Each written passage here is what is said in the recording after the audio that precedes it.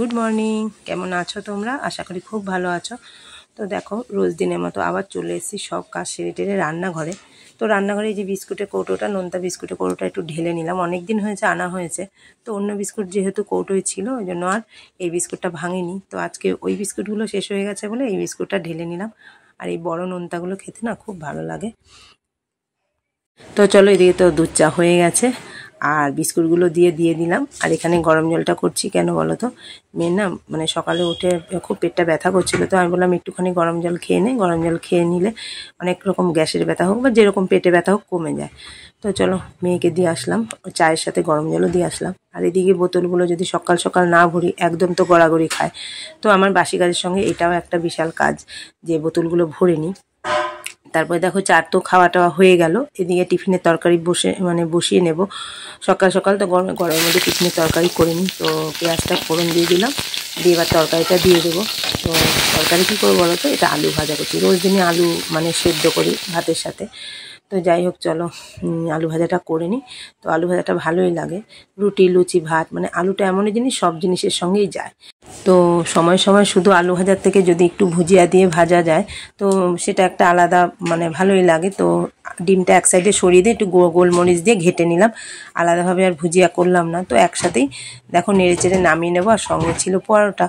তো আলু আর ডিমের ভুজিয়া পরোটা দিয়ে তো আজকে ব্রেকফাস্ট হলো। তো চলো এবার পরোটাটা ভেজে নিই আস্তে আস্তে করে।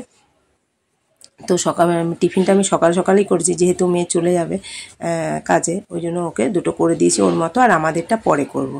তো গরমে না দাঁড়িয়ে দাঁড়িয়ে রুটি পরোটা করতে খুবই কষ্ট হয়, তবু মাঝে মধ্যে করতে হয় মুখটা চেঞ্জ করার জন্য।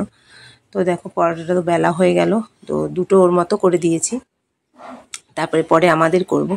এই যে পরোটাগুলো ভাজা টাজা হয়ে এবার তেল দিয়ে ভেজে নেব। ওইদিকে তো তোমরা দেখলে আলু ভুজিয়ার আলুটা ভাজা হয়ে গেল, ভুজিয়া দিয়ে আলু দিয়ে করলাম। আর এখানে দুটো ওর মতো পরোটা ভেজে নিয়েছি। আর গরমে লুচি পরোটা খেতে ভালো লাগে, কিন্তু আবার পেটে সহ্য হয় না। তো চলো হটপটে দিয়ে দিচ্ছি, আর পরোটাটাও দিয়ে দেবো এই ছোট্ট হটপটটা দিয়ে, যাতে গরম থাকে। ও যখন পরে খায় মোটামুটি ভালোই গরম থাকে, অনেকক্ষণ পরই খায়। তো ওর তো টিফিন আমি গুছিয়ে দিচ্ছি সকাল সকাল, তখনও সেরকম কেউ ওঠেনি, যেহেতু স্যাটারডেতে একটু সকালেই যায়। আর এখানে দেখো লাটা মাছটা, লাটা নয়, শোল মাছ, একই রকম দেখতে। তো কাটতে কিন্তু ভীষণ কষ্ট হচ্ছে, খালি হাত দিয়ে স্লিপ করছিল। অনেক দিনের আনা এই এই ইয়েটা ছাইটা রেখে দিয়েছিলাম, তবু বৃষ্টির জলে ভিজে গেছে, তবু ওটা দিয়েই কাটার চেষ্টা করছি। অনেকটা টাইমই লেগেছে। আর মাথার কাছে যে আঁশগুলো থাকে না, খুঁটে খুঁটে তুলতে পরে নখ প্রচণ্ড ব্যথা করে। তো ফাইনালি মাছ তো কাটা হয়ে গেছে, ধোয়াও হয়ে গেছে মোটামুটি। আরেকবার ধুয়ে নেব একটু নুন টুন দিয়ে, তাহলে মাছের যে একটা লেলানি ভাব থাকে না, নুনটা দিয়ে ধুলে না চলে যায়। তো চলো, এই যে বারে বারে ধুয়ে দিই বলে, আমার মা বলতো মাছ যত ধোবে তত স্বাদ হয়। কিরে, রেস্ট করছিস? শো, তোরও গরম লাগছে? হাঁপাচ্ছিস? শুয়ে থাক, আরাম লাগছে এখানে। কিরে,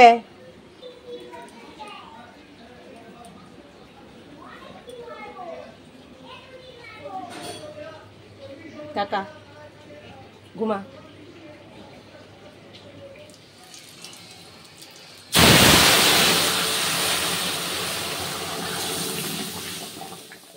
তো দেখো ঝিঙে দিয়ে মুসুরির ডাল করেছি, আর ধনেপাতা দিয়ে দিয়েছিলাম। তো ভালোই হয়েছিল, অনেকদিন পর ঝিঙে দিয়ে মুসুরির ডাল করেছি। আর এখানে দেখো নামিয়েও নিচ্ছি।